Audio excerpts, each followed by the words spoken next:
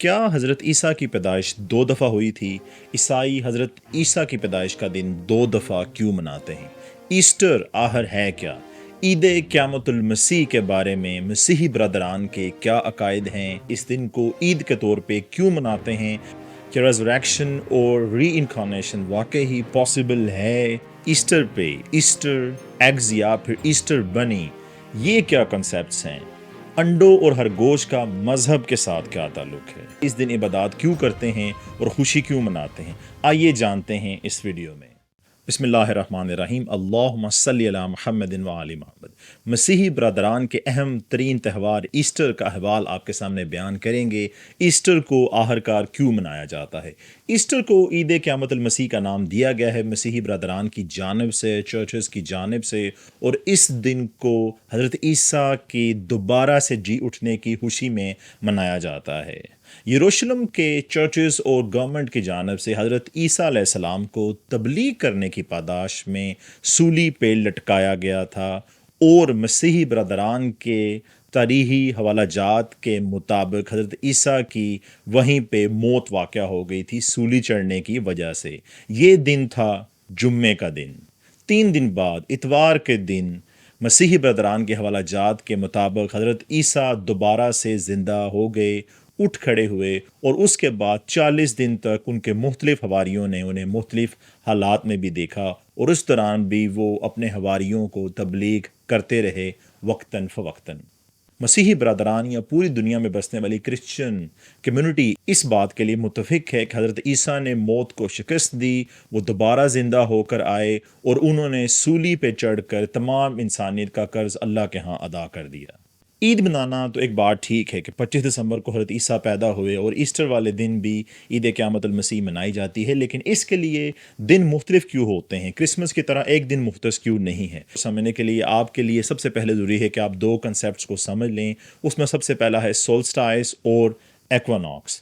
سولسٹائس سے مراد یہ ہوتی ہے کہ پورے سال میں صرف 2 دفعہ سورج کی مکمل ڈکلینیشن ہوتی ہے، کمی یا پھر پیشی کے ساتھ، یعنی سال میں 2 مرتبہ سورج جو ہے اس کی حرکت اور زمین سے فاصلے کی وجہ سے یا تو سب سے بڑا دن گنا جاتا ہے سال کا، جو کہ 21 جون کہلاتا ہے، اور اس کے علاوہ سب سے بڑی رات دیکھی جاتی ہے، آبزرو کی جاتی ہے، جو کہ 21 دسمبر کو وقوع پذیر ہوتی ہے۔ اسے سورج کی میکسیمم ڈکلینیشن کہتے ہیں۔ دوسرا کنسیپٹ ہے ایکوانوکس کا۔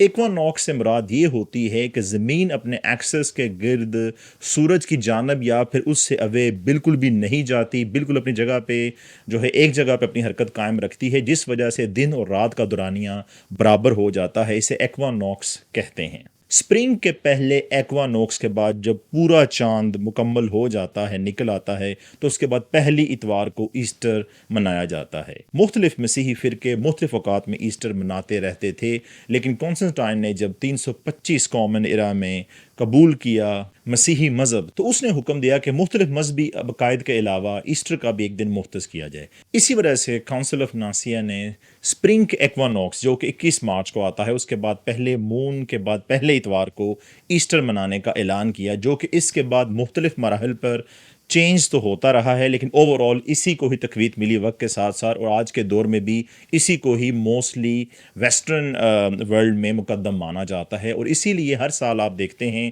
کہ کبھی ایسٹر کی تاریخ پہلے آ جاتی ہے، کبھی بعد میں۔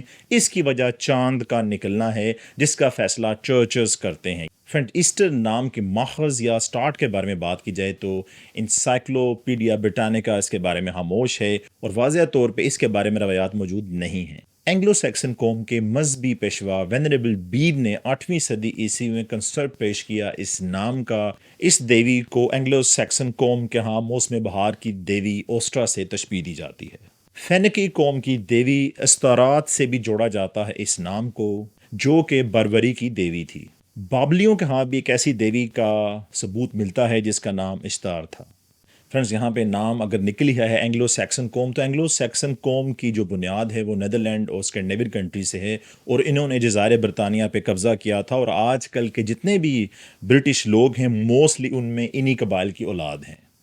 ایسٹر ایگز کا کیا تعلق ہے، یا پھر ایسٹر بنی کا؟ تفصیلات کے مطابق ایسٹر ایگز کو نئی دنیا، نئے جنم کے نام سے جانا جاتا ہے۔ مسیحی روایات کے مطابق ایسٹر بنی جو خرگوش ہے وہ ایسٹر ایگز لے کے آتا ہے بچوں کے لیے، ان میں تحفے چھپا کے، اور اسی لیے اس موقع پہ مسیحی خاندان اپنے بچوں کو ان ایسٹر ایگز میں تحفے دیتے ہیں، ان کو چھپا کے رکھا جاتا ہے اور بچے انہیں ڈھونڈتے ہیں۔ اس کے علاوہ بہت ساری جرمن دیومالائی قصوں میں یہ بھی موجود ہے کہ جرمن ایک دیوی تھی ایسٹرا، جس نے ایک زخمی پرندے کی مدد کی تھی، اس کو ٹھیک کیا تھا، اور جاتے ہوئے وہ اس کو انڈے دے کے گیا تھا اپنی یاد کے طور پہ، جس کے بعد مختلف مواقع پہ اس کو ایک فنکشن کے طور پہ منانا شروع کر دیا گیا، فیسٹیول کے طور پہ، اور لوگ ایک دوسرے کو اس مواقع پہ انڈے دینے لگے۔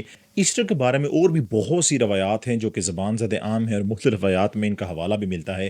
جیسا کہ سب لوگ جانتے ہیں کہ کانسٹنٹائن نے 325 صدی عیسوی میں مسیحیت قبول کی تھی، جس کے بعد تمام رومن جتنے بھی جگہوں پہ آباد تھے اور اس کی امپائر جہاں تک پھیلی ہوئی تھی، سب کو حکم ملا تھا کہ عیسائیت کو بطور مذہب قبول کر لیں۔ اسی کی لڑی میں آگے پوپ گریگری نام سے ایک اور بادشاہ، رومن بادشاہ آتا ہے، جس نے 6 صدی عیسوی میں حکم دیا تھا کہ عیسائیت کو مزید یورپین علاقوں میں بھی پھیلایا جائے، لیکن چونکہ یورپین علاقوں میں پھیلے ہوئے مختلف افراد بت پرستانہ نظریات کے حامل تھے، تو اس پوپ نے یہ بھی کہا کہ آپ لوگ ایسا کریں کہ ان کے جو نظریات ہیں، ان کے جو فیسٹیولز ہیں، ان کو اپنے فیسٹیولز کے ساتھ مرج کر دیں، ریزریکشن کے حوالے سے، جو کہ حضرت عیسیٰ مسیح کے دوبارہ سے جی اٹھنے کا دن ہے، تاکہ ان افراد کو بہت زیادہ اپنائیت محسوس ہو مسیحی مذہب میں۔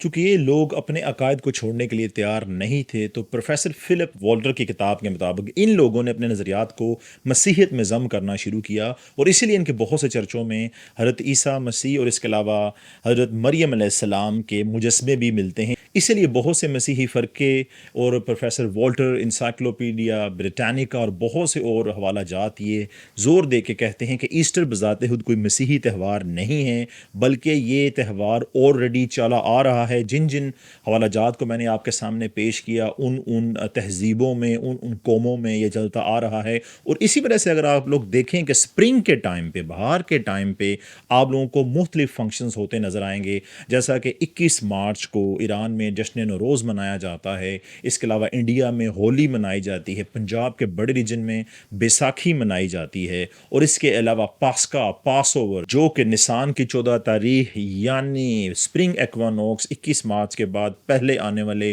فل مون کو یہودی مناتے ہیں۔ اس دن ان کو فرعون سے نجات ملی تھی۔ اس لیے فرینڈز، ایسٹر مسیحی بھائیوں کے ہاں بہت مقدس تہوار ہے، ہم ان کی رسپیکٹ کرتے ہیں، ان کے مذہبی روایات اور تہذیب کی عزت کرتے ہیں۔ حضرت عیسیٰ علیہ السلام پہ تمام مسلمانوں کا ایمان ہے، ان کے جو بھی عقائد ہیں، جس طرح کی خوشیاں منانا چاہتے ہیں، ہم ان خوشیوں کے لیے ان کے لیے دعا کرتے ہیں کہ اللہ پاک ان کی خوشیوں کو اور بڑھائے، اور دنیا میں امن قائم ہو، اور تمام لوگ مل جل کر رہیں، اور اہل ایمان اور اہل کتاب آپس میں جو چیزیں سیم ہیں، جتنی اقسام مل سکتی ہیں، ان کو آپس میں ایک ساتھ اکٹھے لے کر اتفاق کے طور پر آگے چلیں۔